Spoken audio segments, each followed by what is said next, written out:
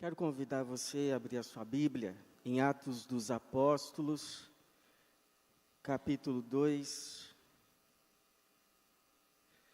No domingo passado, nós começamos a meditar nessa passagem a partir do verso 42, e hoje vamos ler os versículos 46 e 47. Atos capítulo 2, versos 46 e 47. E perseverando,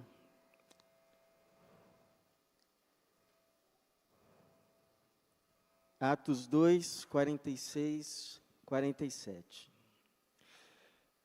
E perseverando de comum acordo, todos os dias no templo, e partindo o pão em casa, comiam com alegria e simplicidade de coração, louvando a Deus e contando com o favor de todo o povo. E o Senhor lhes acrescentava a cada dia os que iam sendo salvos, louvando a Deus e contando com o favor de todo o povo. Obrigado, Senhor, pela tua igreja, pela certeza que o Senhor aqui se faz presente. Obrigado pelo teu Espírito que o Senhor derramou em cada um de nós, os que cremos. E obrigado porque a tua promessa é permanente, o Senhor permanece conosco. Pedimos que mais uma vez o teu Espírito ministre a tua casa hoje, que a tua palavra cumpra o propósito pelo qual foi enviada. Propósito de salvação, de edificação, e tudo isso para a glória do teu nome, o nome de Jesus. Amém. Esse ano, Deus nos deu esse tema, a igreja somos nós. Nós temos refletido sobre isso desde o começo do ano. Começando na apresentação do nosso projeto, de forma especial no dia do aniversário da igreja. Tivemos um retiro em que o tema dos nossos 3 dias ali também foi a igreja somos nós. E agora, nas manhãs de domingo, antes de encerrar o ano, é como se estivéssemos dando o último laço no sapato, para que ele não saia do pé.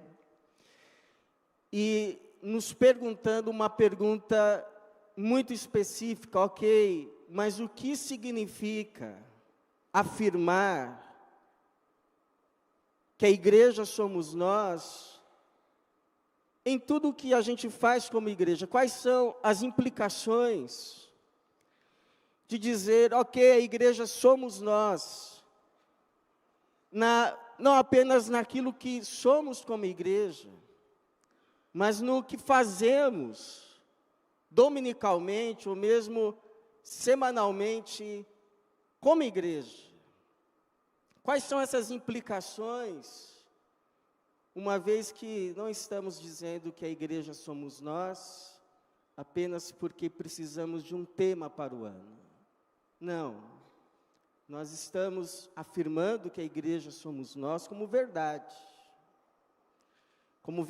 de Deus para nós, verdade revelada na sua palavra e que pode ou não estar sendo experimentada por nós, embora afirmemos que sim, somos o povo da palavra.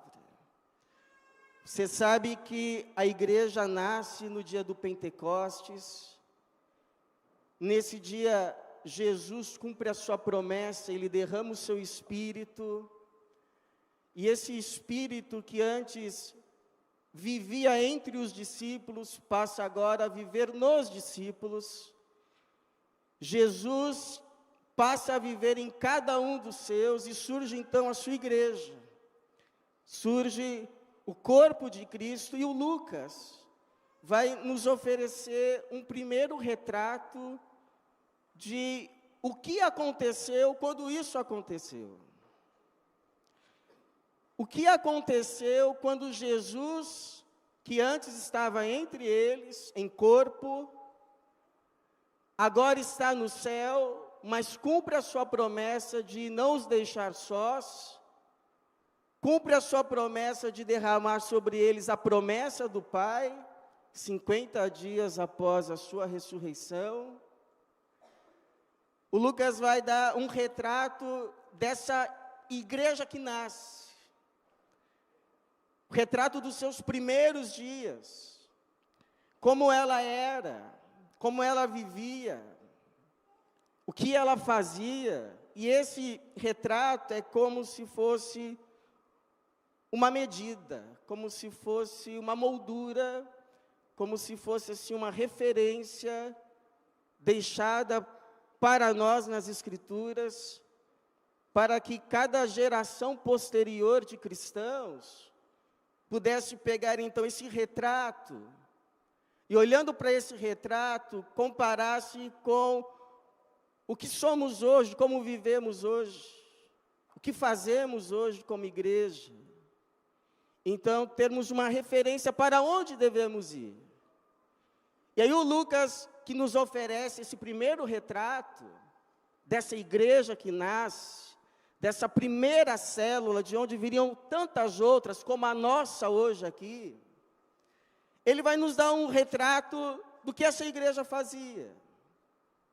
No verso de número 42, ele vai dizer assim: e eles perseveravam, ou seja, eles continuavam, eles eram firmes, eles perseveravam no ensino dos apóstolos e na comunhão, no partir do pão e nas orações.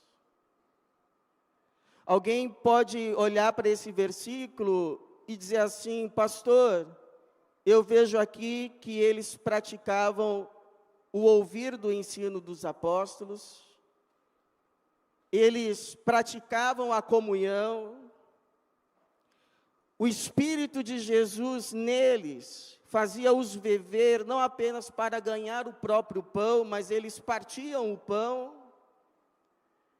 e eles perseveravam numa coisa que hoje deveras é difícil para nós como corpo, nas orações. Mas pastor, onde está o culto? Onde está o louvor? Onde estão as músicas? Onde que está a adoração? Será que essa igreja não louvava? Essa igreja não tinha louvor, não tinha música? É verdade, irmãos, que o Novo Testamento vai dar menos ênfase à questão do culto, à questão da adoração, à questão do louvor, como o Antigo Testamento dá. No Antigo Testamento, a vida do povo de Deus girava de fato em torno do templo, em torno do culto, em torno da adoração. Mas isso não significa que não exista louvor, adoração, culto no Novo Testamento. Alguns observam, por exemplo, que alguns trechos do Novo Testamento, inclusive, eram hinos que essa primeira igreja cantava. Por exemplo, Filipenses capítulo 2, versos de número 5 a 11, é um hino primitivo. Uma das partes desse hino, você deve lembrar, dessa passagem, desse texto do apóstolo Paulo, que diz assim: para que ao nome de Jesus se dobre todo o joelho dos que estão no céu, na terra e debaixo da terra, e toda língua confesse que Jesus Cristo é o Senhor, para a glória de Deus Pai. Um hino que essa igreja do primeiro século entoava nas suas reuniões. Suas reuniões, de fato, eram mais simples. As suas reuniões eram mais informais. As suas reuniões eram menos cerimoniais e mais carismáticas. Mas eles tinham os seus hinos, eles tinham o seu louvor, como inclusive a gente vai ler no verso de número 47, que começa exatamente com essa afirmação, louvando a Deus.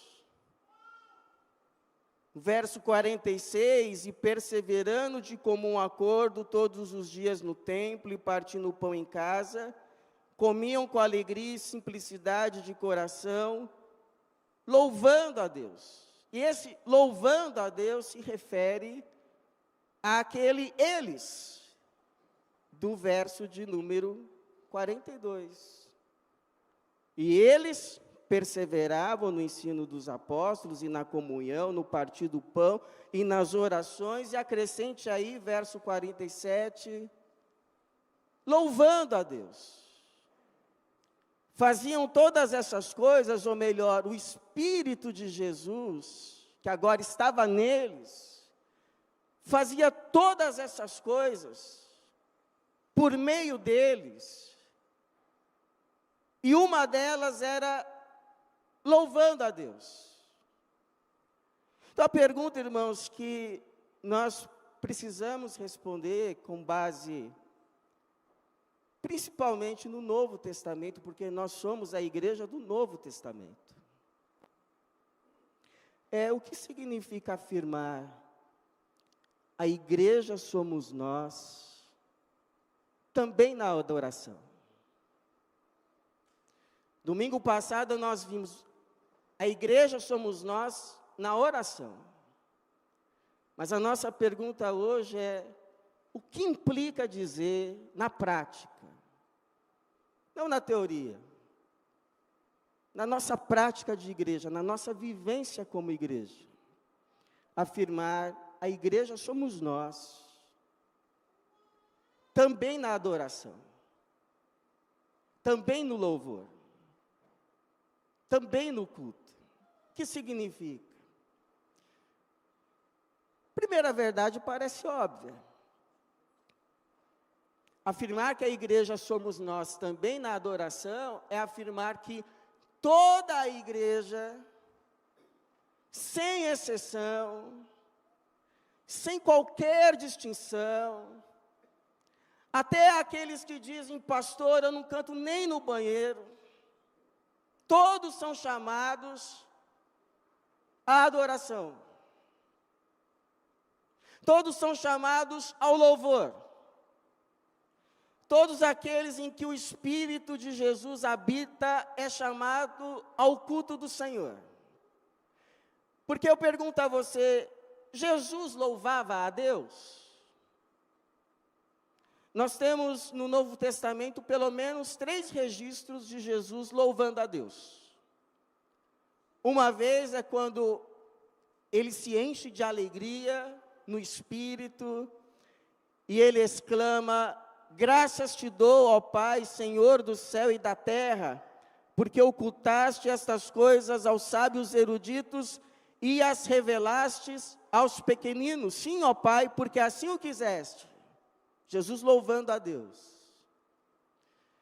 Uma outra vez é quando Jesus vai multiplicar os pães, mas antes de multiplicar, ele faz questão de tomar aqueles pães nas mãos e olhar para o céu e dar graças.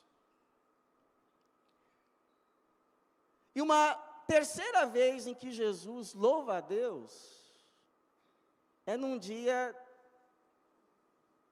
das suas maiores angústias. É na noite em que ele vai ser traído, ele sabe que vai ser traído. É na noite em que ele sabe que vai ser preso. É na noite em que ele sabe que vai receber um julgamento injusto e vai ser condenado. Eu me imagino nesse dia a minha dificuldade de me concentrar em qualquer tipo de louvor. Mas o texto vai dizer que nesse dia, Jesus, junto com os seus discípulos, canta um hino. Sabendo tudo o que o esperava, ele tem estrutura emocional, espiritual, para chamar os seus discípulos e cantarem juntos um hino. Então Jesus louvava a Deus. E é claro que ele vai levar todos os crentes em que ele habita ao louvor a Deus. Isso não significa que todos os crentes são chamados para conduzir o louvor na igreja. Há pessoas que receberam o dom para isso, e é elas que devem se incumbir de nos conduzir ao louvor. Mas isso significa dizer que toda a igreja reunida em culto deve louvar o Senhor. Que nos nossos cultos deve haver pelo menos uma oportunidade em que todos se levantem e ergam louvores ao Senhor. E que quando isso acontece, a igreja sinaliza o céu. Ela se torna uma igreja profética. Porque ela mostra a todos os que estão presentes, sejam crentes ou não, o que vai acontecer. Porque lá no céu, não apenas os anjos, mas todos os santos e todos os remidos, sem exceção, louvam ao Senhor. É por isso que eu sei que não dá para fazer sempre, eu sei disso. Mas é por isso que eu acho tão significativo e tão bonito, quando o nosso coral está cantando, e diga-se de passagem, o nosso coral canta muito bem, mas eu acho de uma simbologia tão profunda, quando o maestro se volta para toda a igreja, e aí então toda a igreja se levanta e se une ao coral em um só louvor, e toda a igreja glorifica em louvor e canções e hinos a Jesus. Por quê? Porque é assim que vai ser no céu. Como vai dizer o Apocalipse de João, numa visão que João teve do céu. Vi no céu outro sinal. Os que haviam vencido a besta, a sua imagem, o número do seu nome, eles cantavam o cântico do Cordeiro, dizendo: grandes e admiráveis são as tuas obras, ó Senhor Deus Todo-Poderoso. Justos e verdadeiros são os teus caminhos, ó Rei das Nações. Então louvemos ao Senhor, irmãos. Quando nos reunirmos aqui, nos levantemos, erguemos as nossas mãos, erguemos as nossas vozes e louvemos ao Senhor, porque isso glorifica a Deus e aponta para, como testemunho para todos, como vai ser no céu. Então dizer a igreja somos nós também na adoração, significa dizer todos nós somos chamados, sem exceção, ao louvor do Senhor. Agora, em segundo lugar, significa afirmar também que todos nós como igreja somos chamados ao louvor do Senhor em todo tempo, em todo lugar e por tudo. Porque veja que o louvor, a adoração desses irmãos não se restringia ao culto, mas extrapolava o culto. Entrava nas casas, adentrava o dia a dia. O versículo 46 é que diz assim: e perseverando de comum acordo todos os dias no templo, e partindo o pão em casa, comiam com alegria e simplicidade de coração, louvando a Deus. Era um louvor que adentrava o dia a dia, e o dia a dia também se tornava motivo do louvor. Era louvor pela comunhão, era louvor pelo pão que se podia repartir, era louvor por essa vida nova e singela que eles desfrutavam, era um louvor em todo tempo, em todo lugar e por tudo. E é claro que isso chamava a atenção. Porque você sabe que o comum não é louvar. O comum é murmurar. O comum não é agradecer. O comum é reclamar em todo tempo, seja qual for o lugar e por tudo. Esse é o comum. Reclamar, murmurar, em todo tempo, seja qual for o lugar e por tudo. Então, quando surge alguém, ao invés de reclamar, ao invés de murmurar, se vem essa pessoa louvando, agradecendo a Deus, em todo tempo, em qualquer lugar, e por tudo, isso vai chamar a atenção. E vai virar testemunho. É igual aconteceu com uma senhora chamada Sueli Mieco. Ela era missionária na Venezuela. E ela tinha um costume, todas as manhãs, varrer a calçada. Só que ela varria a calçada cantando louvores. E ela não sabia, mas uma vizinha chinesa a observava todas as manhãs. Ela varrendo a calçada e cantando louvores. Um dia, essa vizinha chinesa se aproxima dela e diz para ela: eu quero ter isso também. Eu quero ter essa alegria também. E aí foi então a oportunidade do testemunho, do anúncio de Jesus, da conversão daquela vizinha, que passa então a depois a ser membro da igreja chinesa naquele lugar. Eu confesso a você, irmãos, que eu ainda estou na escola do louvor.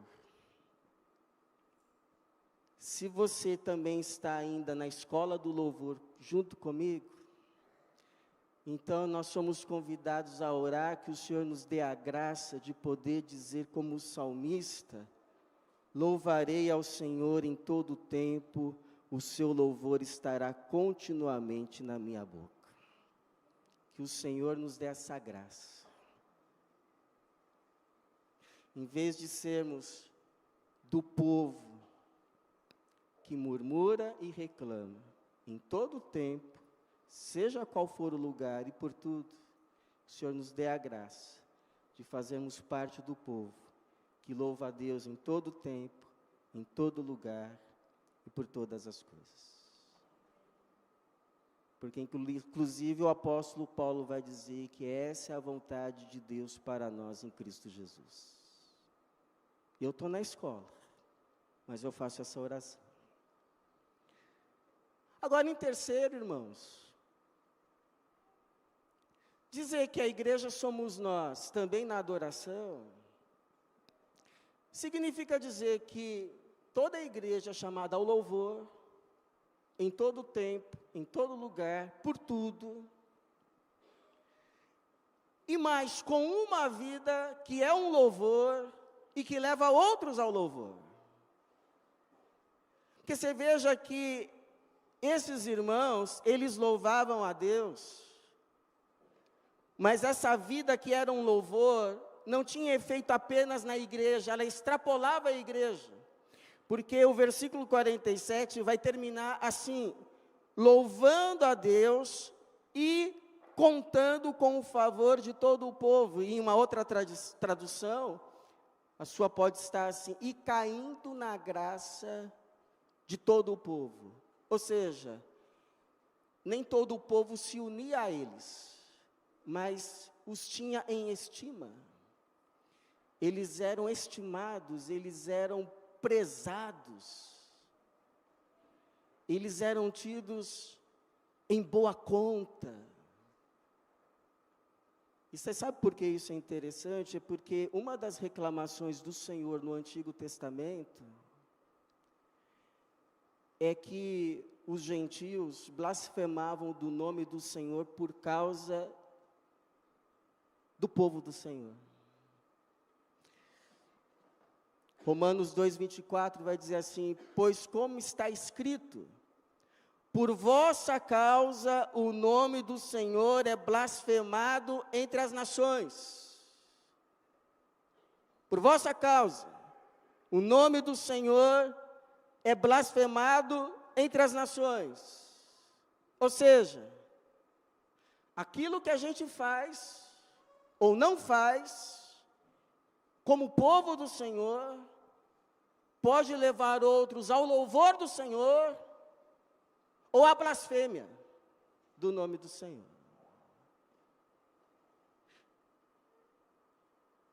É o moderno e ainda diz que é crente. Então eu faço algumas perguntas para todos nós. Começando por você, que é homem. Quando você, que talvez trabalhe em turno, deixa o seu posto de trabalho para que outro assuma, quando o outro chega e vê como você deixou, ele louva o Senhor?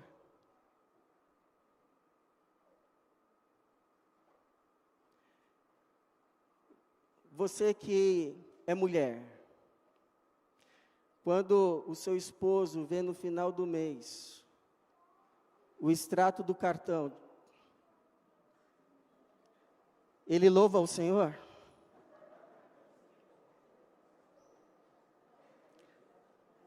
Ou ele peca? Você que é jovem e adolescente,